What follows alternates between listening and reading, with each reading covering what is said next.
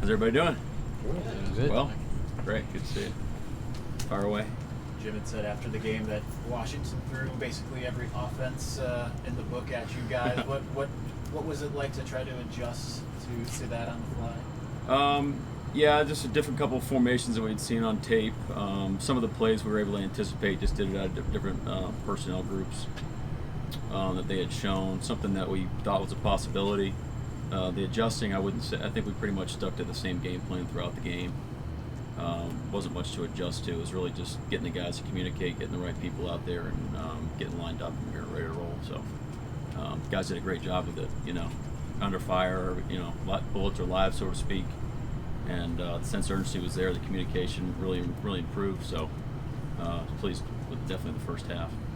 Mike, what have you been most pleased with through 2 weeks from the defense?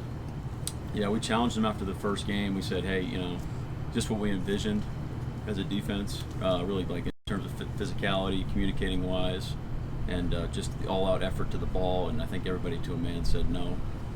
And really after this week, that's what we want it to look like on tape in terms of how fast we're playing.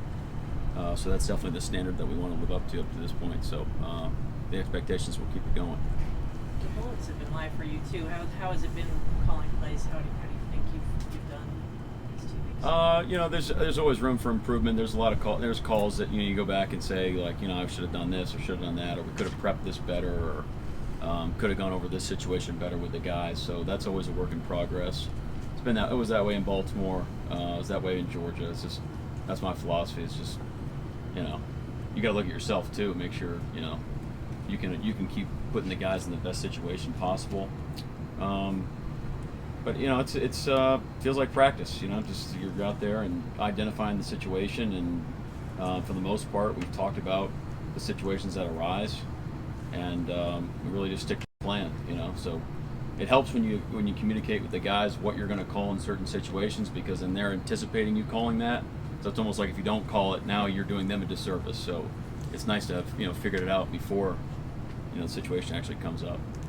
In particular with the secondary, you weren't here a year ago, but in what ways have you seen those guys grow in how they're able to play together? Yeah, I think on a day-by-day basis they get a better feel for the spirit of each call and the communication that's required to go with it.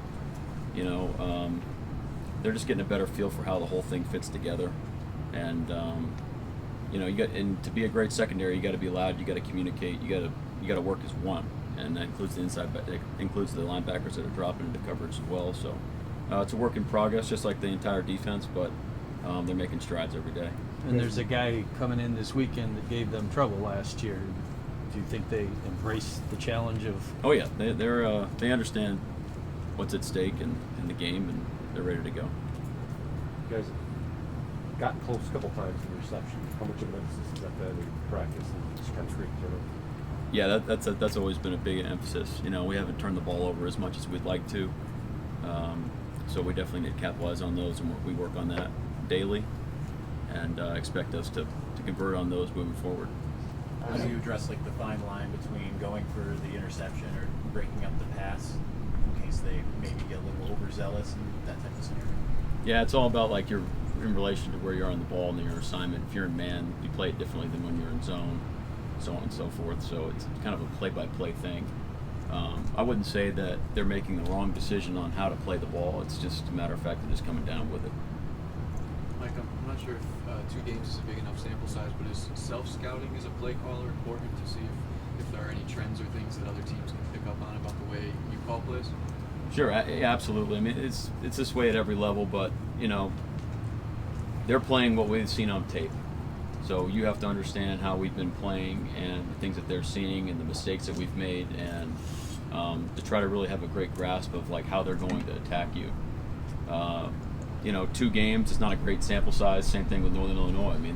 They're operating differently on a game-to-game basis than they did last year, or even the year before that. So a lot of it's going to be identifying how the team's playing in during the game, and then I think we have enough kind of in our tool bag, so to speak, where we can adjust on the fly. But